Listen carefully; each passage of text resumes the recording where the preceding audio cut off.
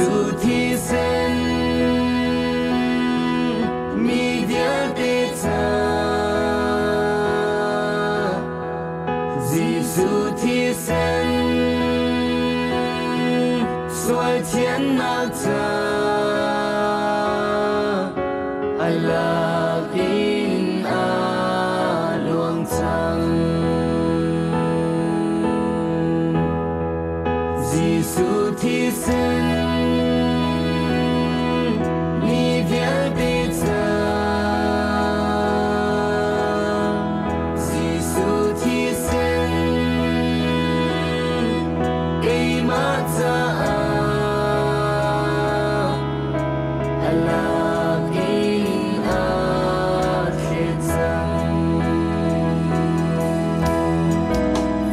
cây mát cha nạc cha gì cây mát nạc cha gì luật cái gì cha thiên cái gì cha cây tu cái gì cha Giêsu thi sinh thong mi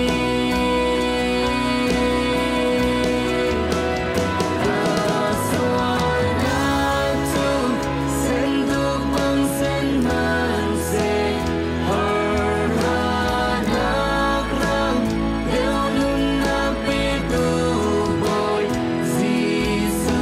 ama vuông cây mi xoay ra đằng nàng anh linh lu chín tu cây suy lu chín a si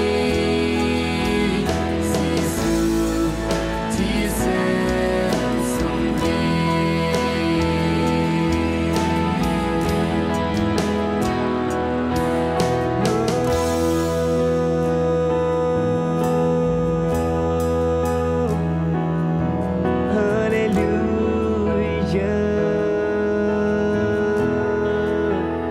cây mát cha nạc cha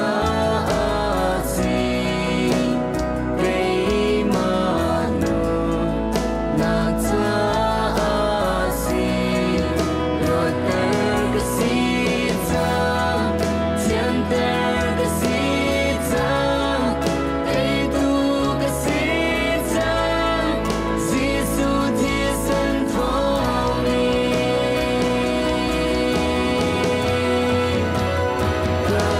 xoay nát tu sinh tu bằng sinh man se hờ ra nát răng yêu nun na pi tu boy Giêsu ama vuông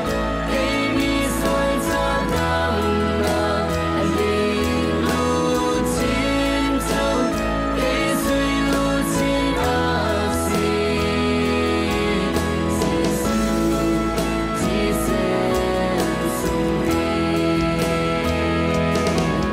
Giêsu tốt nát sống đi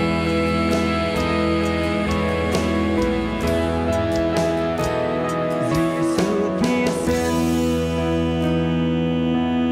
mi viết đi cha Giêsu thi sinh